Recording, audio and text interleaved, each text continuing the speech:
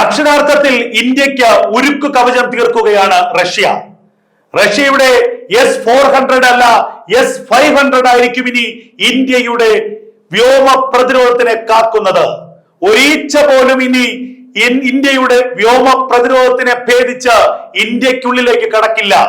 പാകിസ്ഥാനും ചൈനയ്ക്കും റഷ്യ നൽകുന്ന വമ്പൻ മുന്നറിയിപ്പ്. ഇന്ത്യ ഞങ്ങളുടെ ഏറ്റവും വലിയ സുഹൃത്ത് രാജ്യമാണ്. ഇനി ഇന്ത്യയെ തൊട്ട് കളിച്ചാൽ അതിനുള്ള തിരിച്ചടി നിങ്ങൾക്കുണ്ടാകും.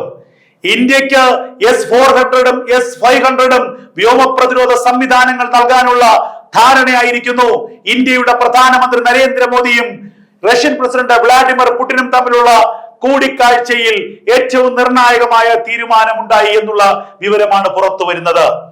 ഇന്ത്യയുടെ റഷ്യ നൽകിയ 2018 നൽകിയ S-400 ആണ് ഇന്ന് ഇന്ത്യയുടെ പക്കലുള്ളത്. അതിന്റെ 3 സ്ക്വാഡ്രണുകൾ, ഇനിയും 2 ഇന്ത്യയിലേക്ക് എത്താനുണ്ട്. ആ 3 സ്ക്വാഡ്രണുകൾ ഇന്ത്യയുടെ വ്യോമ പ്രതിരോധത്തെ എത്രമാത്രം കാത്തു എന്നുള്ളത് ഓപ്പറേഷൻ സിന്ദൂറിലൂടെ നമ്മൾ കണ്ടതാണ്. പാകിസ്ഥാന്റെ ചൈന കൊടുത്തിട്ടുള്ള ഓലപ്പടക്കങ്ങൾ, ഡ്യൂപ്ലിക്കേറ്റ് റോക്കറ്റുകളൊക്കെ ഈ വ്യോമ പ്രതിരോധ സംവിധാനത്തിന്റെ അടുത്തെത്തുന്നതിന് മുൻപ് തന്നെ കരിഞ്ഞുപോയി. പാകിസ്ഥാൻ ചൈന കൊടുത്തത് പകുതിയിലധികം ഡ്യൂപ്ലിക്കേറ്റാണ്. കാരണം പാകിസ്ഥാന്റെ കൊടുക്കാൻ പൈസയില്ല. അപ്പൊ ഉള്ള പൈസയ്ക്കുള്ള ആയുധങ്ങൾ ചൈന കൊടുത്തു. അപ്പൊ അതിന്റെ ക്വാളിറ്റിയെ കുറിച്ച് ചിന്തിക്കേണ്ട കാര്യമില്ലല്ലോ. എന്തായാലും ഇനി പാകിസ്ഥാൻ ഒറിജിനൽ തന്നെ ഇന്ത്യക്കെതിരെ പ്രയോഗിച്ചു എന്ന് കരുതട്ടെ. അതിനെ പോലും ഭസ്മീകരിക്കാനുള്ള വ്യോമ പ്രതിരോധ സംവിധാനം S-400ന്റെ പരിഷ്കരിച്ച രൂപം S-500. സുഖോയ് 57 ഇന്ന് ലോകത്തുള്ളതിൽ ഏറ്റവും ആധുനികമായ ഫൈറ്റർ ജെറ്റ്. സുഖോയ് 57 ഇന്ത്യക്ക് നൽകുക മാത്രമല്ല, സുഖോയ് 57ന്റെ സാങ്കേതിക വിദ്യ ഇന്ത്യക്ക് കൈമാറുകയും ഇന്ത്യയിൽ വെച്ച് സുഖോയ് 57 നിർമ്മിക്കുകയും ചെയ്യും. അതായത് ഇന്ത്യക്ക് സുഖോയ് 57ന്റെ എല്ലാ സാങ്കേതിക വിദ്യയും കൈമാറി ഇന്ത്യ സുഖോയ് 57 നിർമ്മിച്ച് ഇന്ത്യ ലോകത്തിന് സുഖോയ് 57 വിൽപ്പന നടത്തും. ഏറ്റവും ആധുനികമായ ഒരു ഫൈറ്റർ ജെറ്റ് എന്ന് ഓർക്കണം. ഇന്ത്യയുടെ വ്യോമസേനയ്ക്കൊപ്പം ഒരു 10-25 സുഖോയ് 57 കൂടി വന്നാൽ പിന്നെ ഇന്ത്യ എവിടെ നിൽക്കും? അതിനൊപ്പമാണ് ആണവ അന്തർവാഹിനി.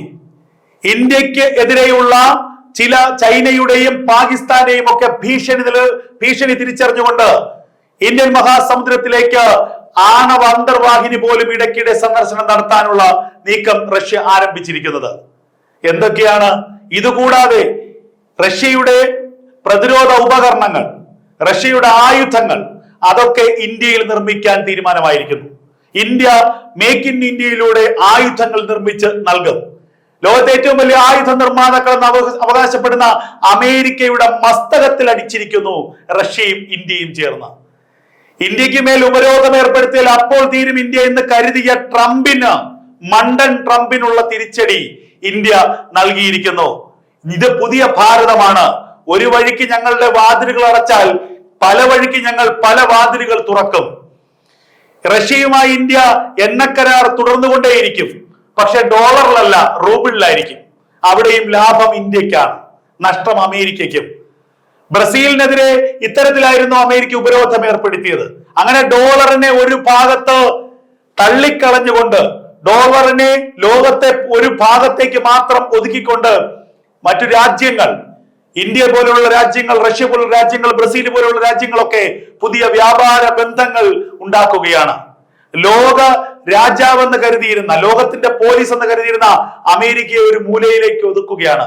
ഇപ്പോൾ ഇതാ പാകിസ്ഥാനും ചൈനയ്ക്കും ഇന്ത്യയുടെ അതിശക്തമായ മുന്നറിയിപ്പ്. പ്രത്യേകിച്ച് പാകിസ്ഥാന്. ഇനി ഇന്ത്യക്കെതിരെ എന്തെങ്കിലും ഒരു പ്രകോപനം ഉണ്ടായാൽ പാകിസ്ഥാനെ തിരിച്ചടിക്കുക, ചൈനയെ തിരിച്ചടിക്കുക റഷ്യയായിരിക്കും. ഇന്ത്യയെ തൊട്ടാൽ തിരിച്ചടി റഷ്യയുടെ ഭാഗത്തു നിന്നായിരിക്കും. അതിശക്തമായ മുന്നറിയിപ്പ് റഷ്യ നൽകുകയാണ്.